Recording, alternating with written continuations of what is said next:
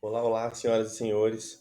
Como eu havia combinado com vocês, na última aula sobre o tema prisão e cautelares diversas da prisão, nós iríamos fazer algumas questões dissertativas para que vocês verifiquem como a teoria é cobrada na prática acerca desse tema, prisão e cautelares diversas da prisão. Então vamos lá. A primeira questão que eu trouxe para os senhores é uma questão que caiu na prova do Rio de Janeiro para delegado de polícia. Todas as questões aqui são relacionadas ao cargo de delegado de polícia. Essa daqui caiu em 2021, a prova é de 2021, mas a segunda fase foi neste ano de 2022, e perguntou o seguinte: disserte a respeito da prisão temporária abordando os seguintes aspectos. 1. Adequação da prisão temporária ao Estado democrático de direito, aos direitos humanos e aos direitos fundamentais. 2. Natureza jurídica da prisão temporária. E 3. O atual entendimento do Supremo Tribunal Federal a respeito dessa modalidade de prisão. Pois bem, vamos lá. O primeiro ponto é o seguinte: adequação da prisão temporária ao Estado democrático de direito, aos direitos humanos e aos direitos fundamentais. Como os senhores já sabem, a prisão temporária ela é uma prisão processual, uma prisão cautelar que ela é aplicada no curso do processo para atingir alguma finalidade específica, como, por exemplo, para garantir o sucesso das investigações criminais, certo? E durante o curso do processo, o que prevalece no direito brasileiro é o princípio da presunção de inocência, ou presunção de não culpabilidade, que se encontra previsto no artigo 5º, inciso 57 da Constituição Federal, que diz o quê? Ninguém será considerado culpado até o trânsito em julgado de sentença penal condenatória. Então, a regra no direito brasileiro é que a pessoa acusada ou suspeita ela é considerada inocente até que haja uma sentença condenatória. Contudo, em que pese a regra seja a presunção de inocência, não há vedação para que se imponha alguma restrição à liberdade de locomoção durante o curso do processo. Inclusive, a própria Constituição ela garante isso ao dizer que ninguém será preso senão em flagrante delito ou por ordem escrita e fundamentada de autoridade judiciária competente, salvo nos casos de transgressão militar ou crime propriamente militar definidos em lei. A Constituição em nenhum momento condiciona a prisão à condenação. Ela apenas diz que é necessária uma ordem escrita e fundamentada da autoridade judiciária competente.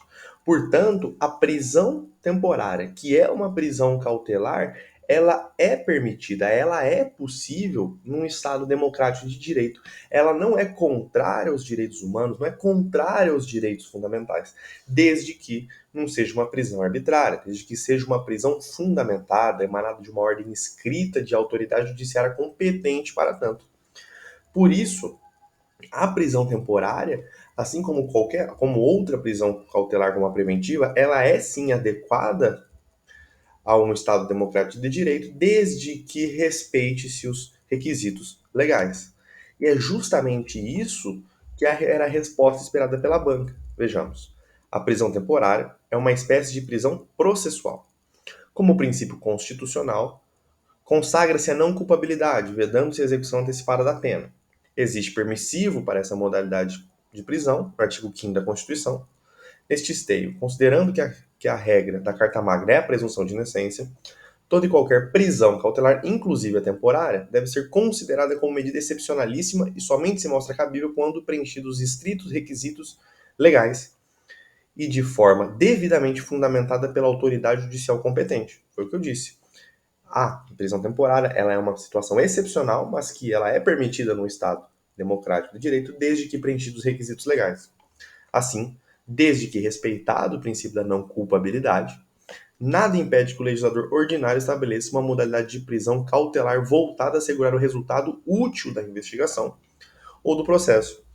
E no final, aqui ainda a resposta esperada ressalta que tanto a Constituição Federal, quanto a Convenção Interamericana de Direitos Humanos, quanto o Pacto Internacional dos Direitos Civis e Políticos não veda, não impede, não proíbe a criação de prisões cautelares pelos Estados-partes. O que mostra a compatibilidade dessa espécie de prisão com o Estado Democrático de Direito. Pois bem, essa era o item 1, essa era a resposta esperada do item 1. A segunda resposta, o segundo questionamento, melhor dizendo, seria sobre a natureza jurídica da prisão temporária.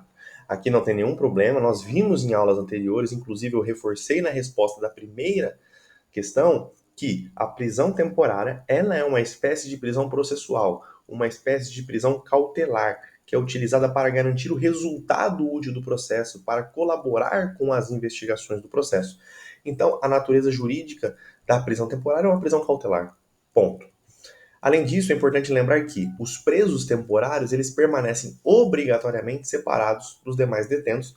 Quem diz isso é a lei, a própria lei da prisão temporária, no seu artigo 3º, obriga essa separação entre presos temporários e demais presos. E é inclusive o que se esperava no padrão de resposta. Natureza jurídica, modalidade de prisão cautelar, a fim de assegurar o resultado útil da investigação, devendo o preso temporário permanecer obrigatoriamente separado dos demais detentos. E aí, por fim, pergunta-se qual que é o atual entendimento do Supremo Tribunal Federal a respeito dessa modalidade de prisão. Na aula sobre jurisprudência, nas aulas anteriores, que eu trouxe já esse entendimento do Supremo Tribunal Federal acerca da prisão temporária. Ou seja, o Supremo ele tentou salvar a constitucionalidade da prisão temporária como forma de impedir que ela fosse considerada uma simples prisão por averiguação e trouxe 5 requisitos que devem ser necessariamente preenchidos para que seja justificada a decretação dessa modalidade de prisão. Esses requisitos, eles aproximaram muito a prisão temporária da prisão preventiva, apesar de serem institutos diversos. Tá. E quais são esses requisitos? O primeiro deles é a decretação da temporária somente é cabível quando for imprescindível para as investigações do inquérito policial. Então deve ser imprescindível para as investigações. Segundo, quando houver fundadas razões de autoria ou participação. Então aqui nós temos aqui tanto autoria e participação e também o inciso 3, o inciso 3 não, melhor dizendo, a justificativa 3, quando for justificada por fatos novos ou contemporâneos. Já também expliquei em aulas anteriores que aqui é apresentado como requisito para a prisão temporária o princípio da contemporaneidade, ou seja, a prisão temporária somente se justifica se os fatos que a embasam são novos, são contemporâneos. Não é razoável, não se mostra correto, justo, aplicar-se a prisão temporária fundamentada em fatos que ocorreram há 3, 4, 5 anos atrás e que não mais se repetiram. Por isso, o Supremo Tribunal Federal disse que, para justificar a temporária, os fatos que a embasam devem ser contemporâneos, devem ser fatos novos. Quarto, for adequado à gravidade concreta do crime, as circunstâncias do fato e as condições pessoais do indiciado. E 5, não for suficiente a imposição de cautelares diversas. Ou seja, a prisão temporária, assim como a prisão preventiva ou qualquer outra forma de prisão, ela sempre vai funcionar como última ratio. Somente será aplicada quando medidas mais brandas não forem adequadas, não forem suficientes para atingir o fim a que elas se destinam. Então, se elas não forem suficientes, a prisão passa a ser necessária. Portanto, esse é o atual entendimento do Supremo acerca da prisão temporária. E esses foram os 3 itens abordados na prova, na questão: adequação ao Estado democrático, natureza jurídica e o atual entendimento do Supremo acerca do tema. Essa era a resposta esperada pela banca examinadora. Passando agora para mais uma questão do ano de 2021, aqui nós temos uma questão, um problema, um caso simulado, mas que foi apresentado na prova do Rio Grande do Norte. Vejamos.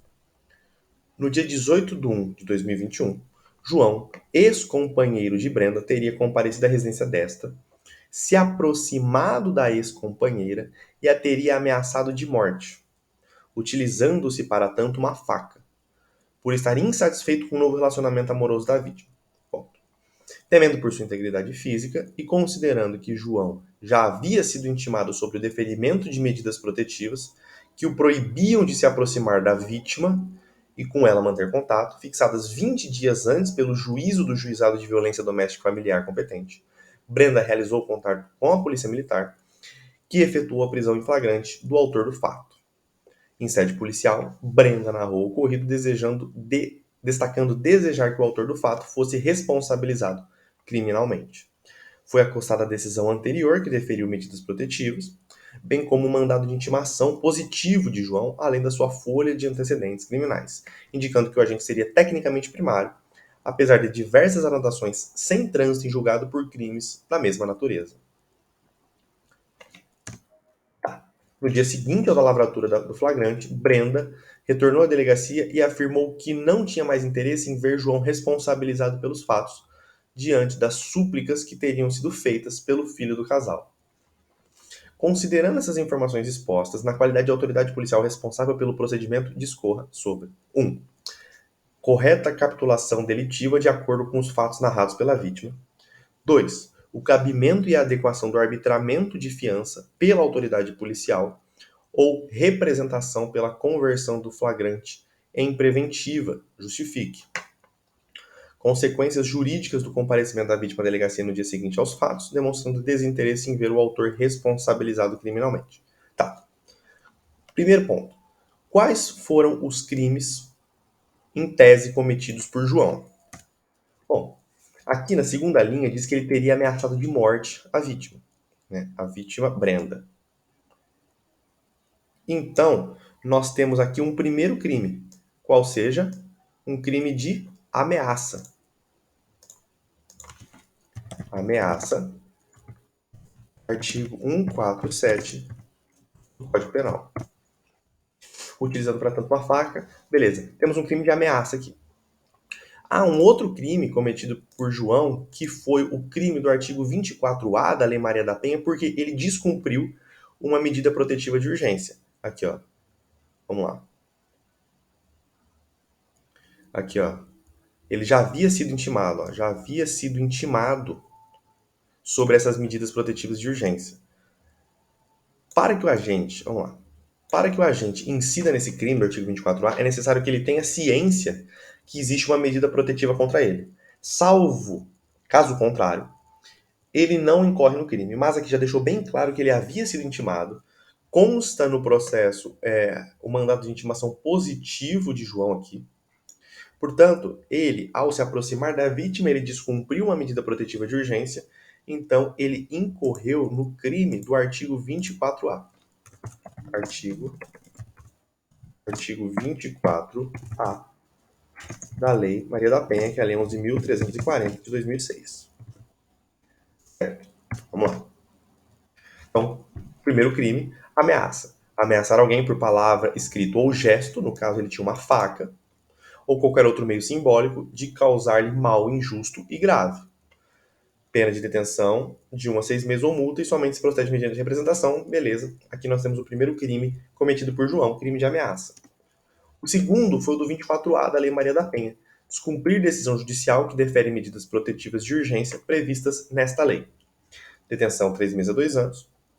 Aqui a configuração do crime independe da competência civil ou criminal do juiz que deferiu as medidas. Por enquanto, vou parar por aqui. Eu quero explicar algumas questões desse crime. Primeiro, somente incorre nesse crime se o agente tinha conhecimento que existia uma medida protetiva contra ele.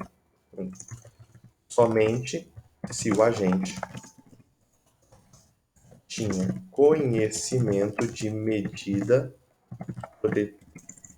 protetiva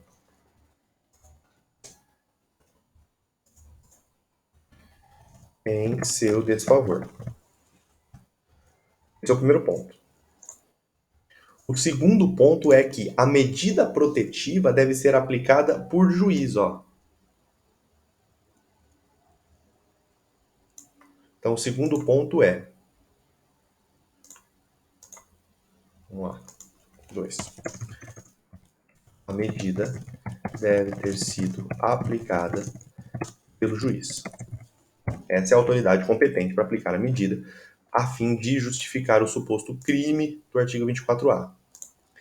Terceiro ponto que eu queria destacar, ó, no caput. Descumprir decisão judicial que defere medidas protetivas de urgência previstas nesta lei. nesta lei. Quando o dispositivo fala nesta lei, a gente tem que tomar cuidado por quê? Pode ser que a medida protetiva não decorra de uma situação de violência de gênero, não decorra de uma situação de violência doméstica e familiar. Pode ser que o sujeito ele tenha uma medida protetiva contra si em razão de alguma disposição do Código de Processo Penal, que nada tem a ver com a questão de gênero. Portanto, se fosse o caso, não haveria crime, uma vez que, para que se configure, se adeque o fato à norma, que haja adequação típica, a medida de urgência deve ser prevista nesta lei, na Lei Maria da Penha. Então, a medida deve ser prevista na Lei Maria da Penha. Em outras palavras, deve decorrer de uma situação de violência de gênero. Ponto.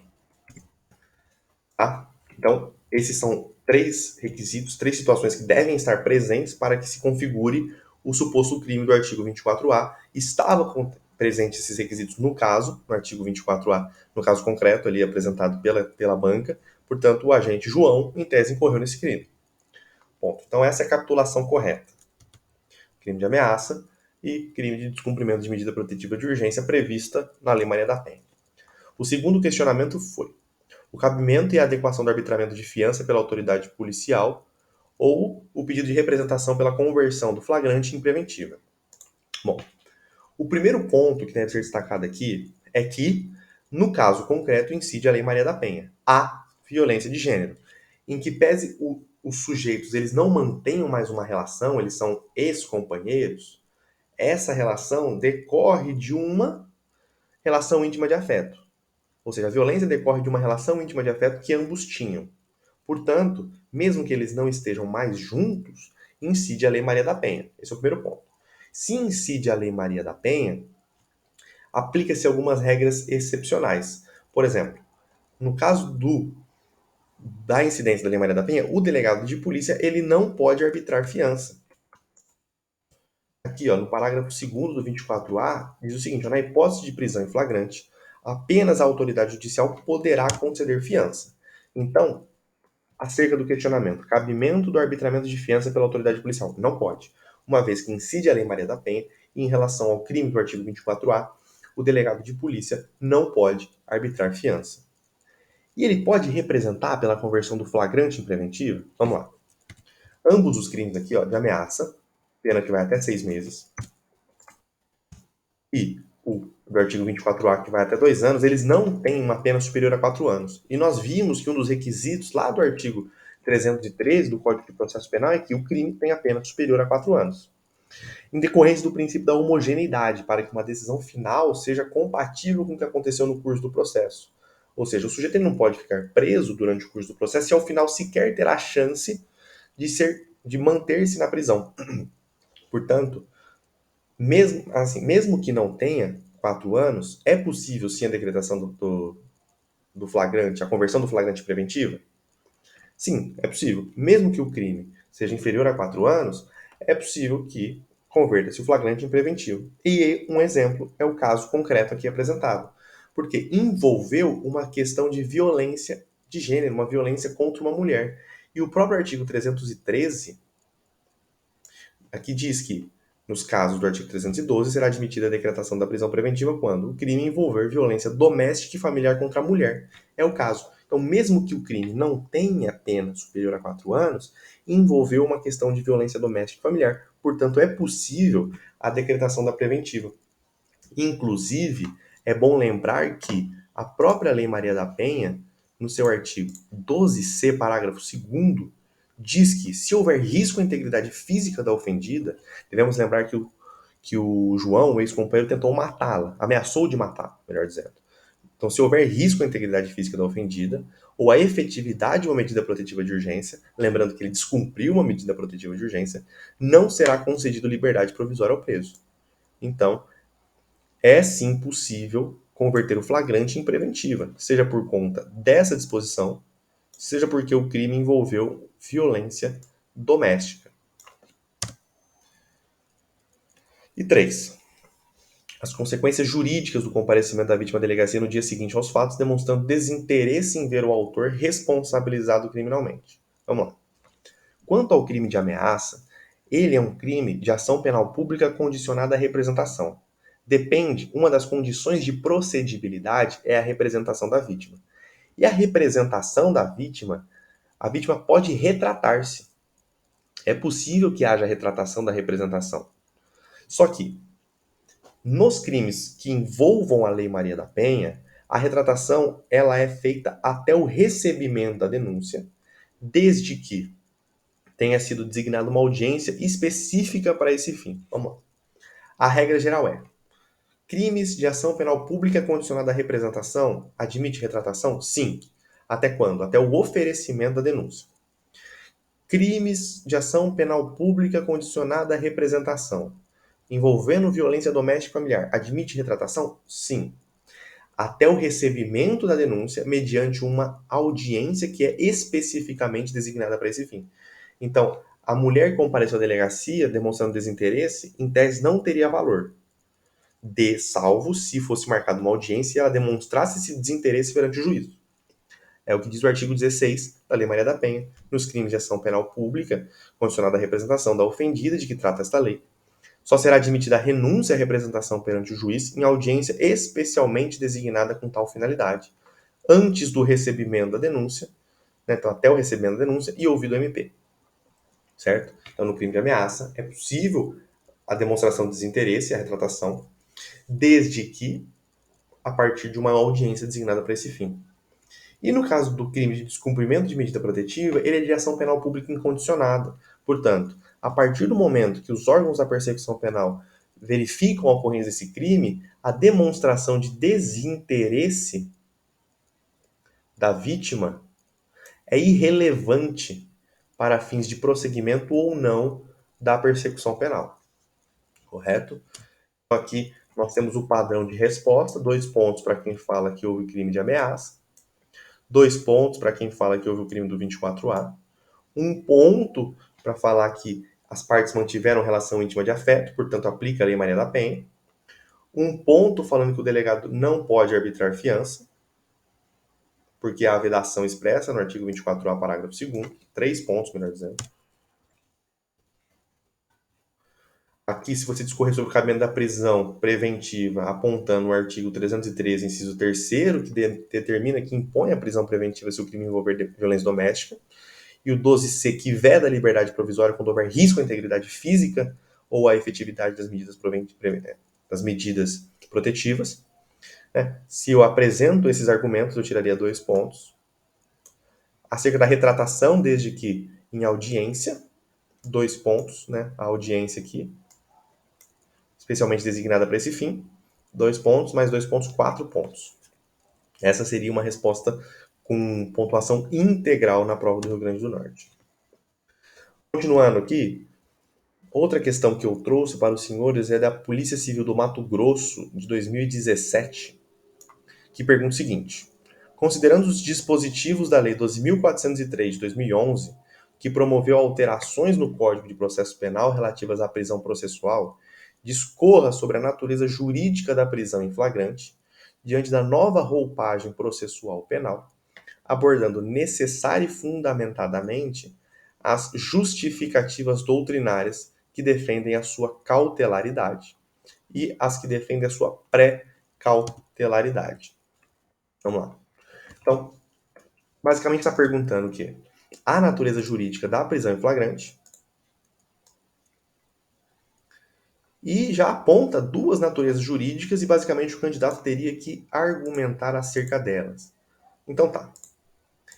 Existe uma primeira corrente que entende que a prisão em flagrante tem natureza cautelar. Por quê? Aqui, a doutrina entende que a própria Constituição e o próprio CPP, eles veem a prisão em flagrante como uma cautelar autônoma, independente da sua conversão em prisão preventiva. A prisão em flagrante ela seria autônoma independentemente do que ocorreria depois. Ela já teria natureza cautelar, independentemente se fosse convertido ou não em preventivo, independentemente se fosse aplicado ou não as cautelares diversas da prisão. Para essa corrente, a prisão cautelar, desde a sua aplicação, ela já teria os requisitos necessários de uma cautelar, que seria o fumus boni iuris e o periculum in mora.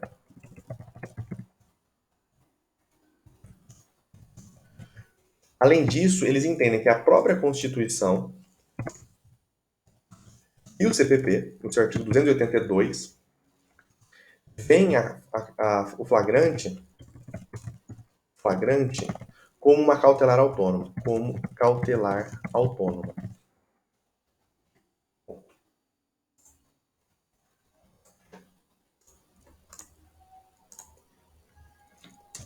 Aqui, ó, mesmo com a alteração em 2011, esse aqui é o padrão de resposta. A prisão em flagrante ainda é vista como medida cautelar e se perfaz como ato jurídico com a atuação de dois órgãos distintos, polícia e juiz. Defendem os doutrinadores que os pressupostos gerais das cautelares, fumus boni iuris e periculum in mora, estão presentes desde o momento da prisão em flagrante, assim como as características das cautelares, como jurisdicionalidade, acessoriedade, preventividade e provisoridade. Então, entendem que é uma medida cautelar. Além disso, tanto a Constituição Federal como o CPP, Constituição e CPP, a Constituição prevê o quê? Que os cidadãos podem ser presos em flagrante ou por ordem judicial, o que fundamenta a prisão em flagrante como medida cautelar, como medida autônoma e cautelar, até que seja convertida em prisão preventiva ou seja concedida liberdade provisória. Como eu disse, esses doutrinadores entendem que a Constituição ela vê a prisão em flagrante como uma medida autônoma, independentemente do fato se será convertida em preventiva, independentemente se será aplicada uma liberdade provisória. Além disso, o próprio CPP ainda intitula a prisão em flagrante como medida cautelar no artigo 283, parágrafo 1º. Vamos para a leitura do artigo. Ninguém poderá ser preso, se não em flagrante delito, ou por ordem escrita e fundamentada da autoridade judiciária competente, em decorrência de sentença condenatória transitada em julgado ou no curso da investigação ou do processo, em virtude de prisão temporária ou prisão preventiva.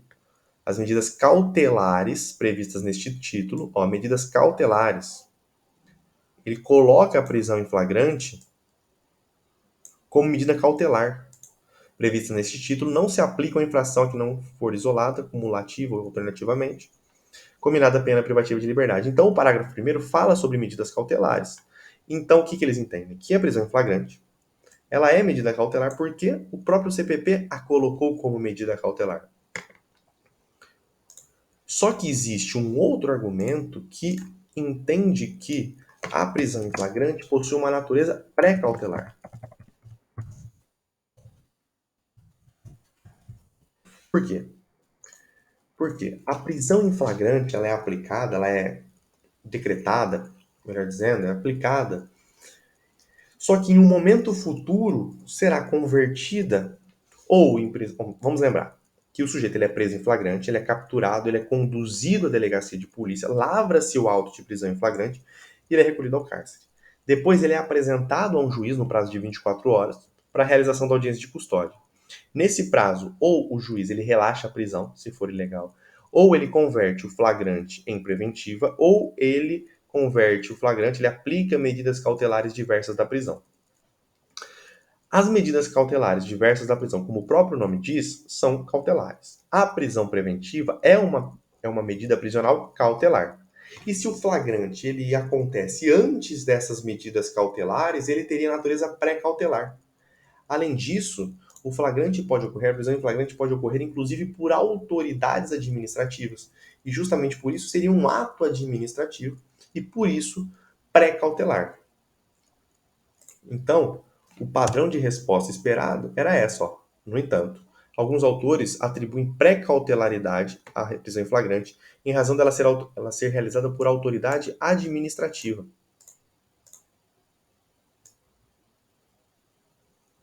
Não tendo o condão de servir de título autônomo da prisão, sendo necessário que ela seja homologada pela autoridade judiciária e convertida em prisão preventiva quando presentes os pressupostos legais, ou substituída por cautelares diversas. Viram? Ela é convertida em preventiva ou é substituída por cautelares diversas. Estas sim são cautelares Portanto, o flagrante que acontece no momento anterior seria pré-cautelar.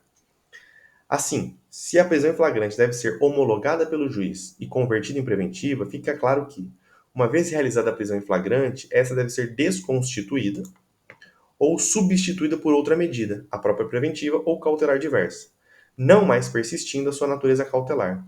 É mero ato jurídico de natureza administrativa, porquanto antecede uma medida cautelar principal, e porque cessará com a decisão judicial que converterá em preventiva, caso se entenda pela sua manutenção ou pela concessão de liberdade provisória, caso sua manutenção seja desnecessária. Então, esses são os fundamentos que apontam a prisão em flagrante como cautelar ou como medida pré-cautelar. E só para finalizar, mais uma questão aqui relacionada à Polícia Federal do ano de 2018, que traz o seguinte: o artigo 310 do CPP, em seu inciso 2, assim dispõe: ao receber o auto de prisão em flagrante, o juiz deverá, fundamentadamente, converter a prisão em flagrante em preventiva, quando presentes os requisitos constantes no artigo 312 deste Código e se revelarem inadequadas ou insuficientes as medidas cautelares diversas da prisão. Acabei de falar. Considerando que, atualmente, a conversão do flagrante em preventiva é, de regra, realizada na audiência de custódia, logo após a prisão em flagrante, responda ao questionamento do quesito 1 e o que atende ao que se pede no quesito 2. Primeiro ponto. O juiz que tiver presidido a audiência de custódia torna-se prevento para o julgamento do mérito da causa? Pessoal, aqui eu não trouxe o modelo de resposta porque houve umas alterações, inclusive pelo pacote anticrime, que tornaram o modelo um pouco desatualizado. Mas vamos lá. Primeiro ponto. O juiz que presidiu a audiência de custódia torna-se prevento para o julgamento do mérito? Hoje, a audiência de custódia, como ela ocorre por um juiz de plantão, pelo juiz, quando for implementado, pelo menos, pelo juiz das garantias. Mas, por enquanto, como o juiz das garantias ele está com a eficácia suspensa, a audiência de custódia ela vai acontecer, em alguns casos, pelo juiz de plantão, que, em tese, não é o juiz competente para processar todo o processo, toda a persecução penal relativa àquela audiência de custódia que ele realizou. Ponto. Então, o juiz da audiência de custódia, ele não é prevento para julgar o mérito da causa. Por quê? Vamos lá. Vejam o que diz o artigo 75 do CPP, parágrafo único. A distribuição realizada para efeito de concessão de fiança, decretação de preventiva ou qualquer diligência anterior à denúncia ou queixa prevenirá a da ação penal. A chave da questão está aqui, ó, distribuição. Vamos lembrar a sequência cronológica de como ocorrem as coisas. O sujeito, ele é preso em flagrante, ele vai para a delegacia, lavra-se o auto de prisão em flagrante, lembrando de todas as fases do flagrante, desde a captura, a condução coercitiva, lavratura do auto de prisão em flagrante, recolhimento ao cárcere. Ele é recolhido ao cárcere, quarta fase do flagrante. Ele é apresentado por um juiz em 24 horas. Esse juiz que vai realizar a audiência de custódia, um juiz de plantão, não necessariamente que é o juiz titular do juízo criminal que será processada a ação. Ele, na audiência de custódia, ele decide sobre, por exemplo, a prisão preventiva, ou não, o relaxamento da prisão em flagrante por ilegal, concessão da preventiva, decretação de outras cautelares. Depois dessa decisão é que é feita a distribuição do processo para o juiz competente. O juiz de plantão ele faz a distribuição após esse momento. Portanto, aqui ainda não teve distribuição, então não houve prevenção. Assim, o juiz que presidiu a audiência de custódia, ele não se torna prevento para julgar o mérito da causa. E sobre o questionamento número 2, conceitue o Instituto da Prevenção como regra de fixação de competência, fundamentando sua resposta de acordo com os dispositivos processuais que disciplinam o assunto. A prevenção, ela ocorre, tem aqui, ó, ela tem uma disposição legal que explica o que é a prevenção. Verifica-se a competência por prevenção, toda vez que, concorrendo 2 ou mais juízes igualmente competentes, ou com jurisdição cumulativa, um deles tiver antecedido aos outros na prática de algum ato. Então, se ocorre determinado fato, e esse fato tem dois ou mais juízes competentes para julgá-lo, aquele que primeiro decidiu sobre o processo, sobre o fato, aquele que primeiro deu uma decisão acerca dos fatos, ele se torna prevento para julgar a causa. Então, a definição de prevenção é essa: dois ou mais juízes igualmente competentes para decidir sobre um fato, um deles se antecede, se antecipa em relação aos outros e decide determinada coisa no processo. Então ele se torna competente, único e exclusivamente ele competente, em razão da prevenção. Basicamente, esse seria o padrão de resposta esperado na prova da Polícia Federal. E é assim, apresentadas essas questões sobre o tema, eu encerro a minha aula sobre prisões, sobre cautelares diversas da prisão, sobre liberdade provisória. Espero que o assunto tenha ficado claro. Qualquer dúvida, podem entrar em contato com os canais de comunicação do Manual Caseiro, que nós responderemos todas elas. Um abraço a todos.